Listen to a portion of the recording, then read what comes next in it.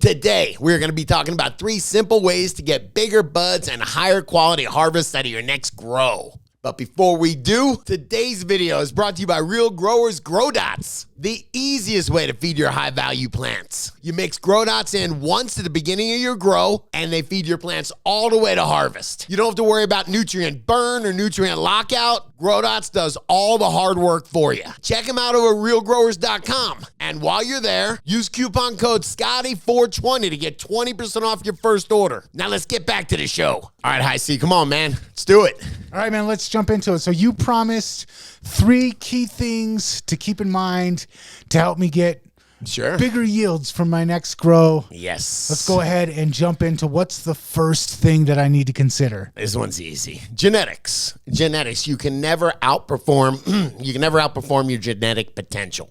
So if you have some kind of brickweed that's just, I shouldn't diss brickweed, man. It might have started out as good weed. But if you've got something that's just not great, you can put it in the most ultimate environment. It's just not going to be able to outperform its genetic potential. So having good genetics is huge. Start with that. I think of like guy who's both of his parents are 4.5 feet tall. Sure. Doesn't matter how hard he trains, he's probably not going to join the NBA. Recessive traits, I don't know. Maybe. Who knows how that all works, but yeah, that's a good example. Okay, and things to keep in mind as far as genetics go, because depending on what type of environment or what type of area I'm growing in, genetics might be something I need to be concerned with. Sure. There's some plants that, I guess if we're talking indoors, it really has to do with bud structure and amount of time that it takes to flower.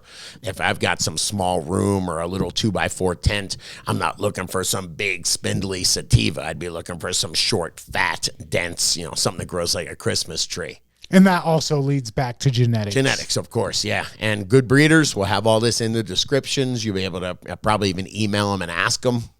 Okay, and just a slight divergence. Genetics, when I'm getting a clone cut from somebody, sure, I know exactly what kind of genetics I'm going to be getting. Yep. If I'm popping seeds, I kind of have like a random luck of the draw. It's not that bad. No, a good breeder will give you something. If you get an F1 or something like that, a good breeder will, you'll have reliable genetics from it. Might be some little bit of variation. This one finishes a week earlier. This one gets a little bushier. Yeah, but it should be pretty stable. That's why that's why they make the big bucks. Okay, cool. All right.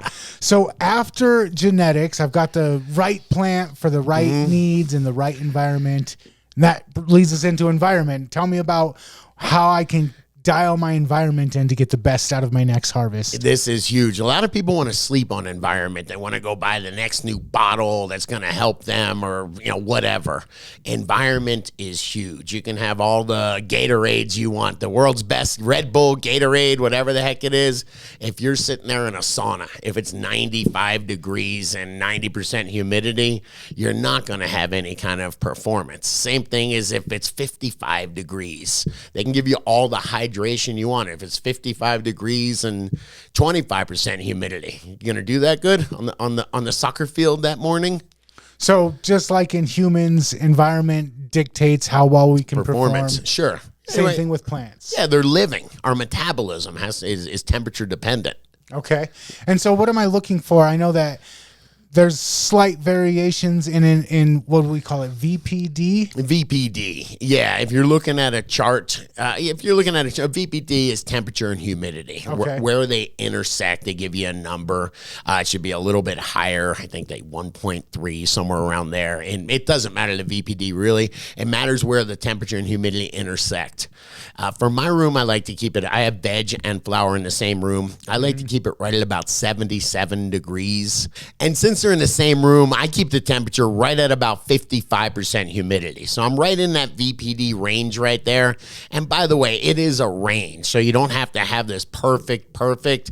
Just like it can be 66 in the room, we're comfortable. It can be 72 in the room and we're comfortable. The important thing is to have it in that comfort range where where the plant can perform.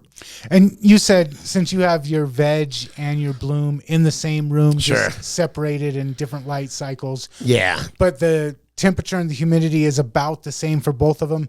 Now, what if I do have the ability to alter? Maybe I'm not growing both at the same time. Maybe I'm switching and flipping the lights. It's easy. Say that you got 77 degrees. That's room temperature. It's a good temperature. You know, you don't want to slow them down too much. If you have CO2, you might want to turn it up a little bit. But 77 degrees, a little bit higher, maybe mid to low 60s in veg. All right. A little bit higher humidity. Think about summer, hot and humid anyway. And then during the fall, a little bit lower humidity. So right around low 50s, 50 to 55, something like that. And I'm just keeping everything in the 77 range. And by the way, if you yell VPD chart into your phone, shout out to Pulse Grow. They've got 3 great ones. Go check it out. It's interesting. It'll take you 30 seconds to learn it. And that is also a thing that you were talking about. It varies slightly whether you're growing from clone or growing from seed. But this is kind of like a roundabout best practices. Yeah. Well, clones are in a humidity dome. So you know that they want a lot of humidity. And then when you get the veg, it wants a decent amount of humidity. You're simulating summer. When you get the flower, you got to worry about that. You want that lower humidity. You do. The turfs don't like that. Yeah. Also helps avoid bud rot. Bud rot and all that. Yeah.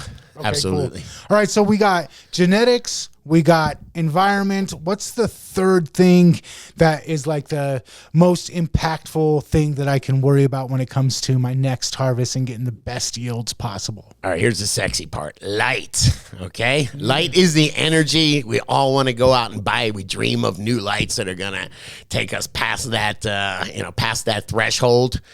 Light is a big deal because it's the energy. It is the amount of energy. It's, I guess you could call it horsepower, or at least when you're, a 600-watt light, you can that's 600 horsepower right there. That's pulling out 600 watts of energy from the wall. There's a couple things. I think I can explain lights really easy. Okay, so energy out of the wall doesn't always mean energy out of the light. You were saying that there's some things you need to consider. Yeah, there is something. It seems complicated. It's called U-moles per joule. They should make a different reference of it. It's basically miles per gallon. It's basically the efficiency. It's how much actual light you're getting, lumens or whatever it is, photons that you're getting from the watts. So 1 watt of power out of your 600-watt light will produce how much actual light. And it's the efficiency of it.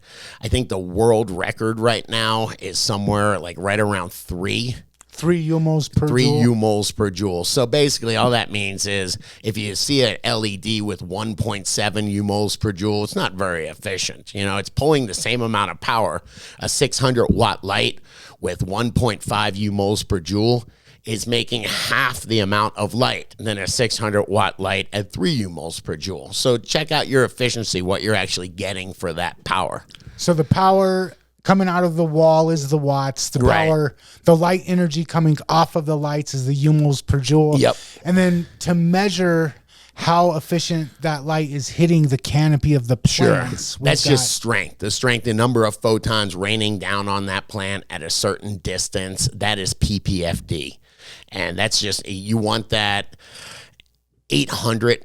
I'd say 800. If you can achieve 800 in flowering, some people go up to 1,000. Some people, stay at 600. And these are without CO2. These numbers are, even with CO2, 800 ppfd in flowering is a really good range to be in. And then if you can add CO2, it's like a force multiplier for those ppfd units. Okay, cool. CO2 is what they're breathing. You got this perfect temperature and humidity. You've got the light, which is the right amount of energy going on. So there is, the CO2 is definitely a big upgrade. I'm a big fan of it. But yeah, that's just like putting the oxygen mask on on the sidelines, Okay, so genetics, number 1. Yes. Environment, number 2. Yes. And then lights, number 3. And then if you've got the luxury, add some CO2 and you're going to be cranking. Yeah, I would say so. And by the way, I do a bunch of videos and I'm, talk up CO2. One of the biggest or the most comments that I get are people saying, I do great without CO2. And that's why I wanted to talk about the 3 top things that I would consider. Notice I'm not saying fancy nutrient bottles or anything like that. These are the 3 things that you want to consider, the most important things. Genetics, environment, lights. Yeah, if I was thinking of your yield limiting factors, what's stopping you from getting more quality or more weight, I would look at those 3 things first and foremost. Hey, that's just me. Those are the 3 things that I find important. But what about you? What is your number 1 yield limiting factor? Let me know in the comments. And if you like this video, please hit that like button, smash that subscribe button, and check the other couple videos out YouTube's recommended.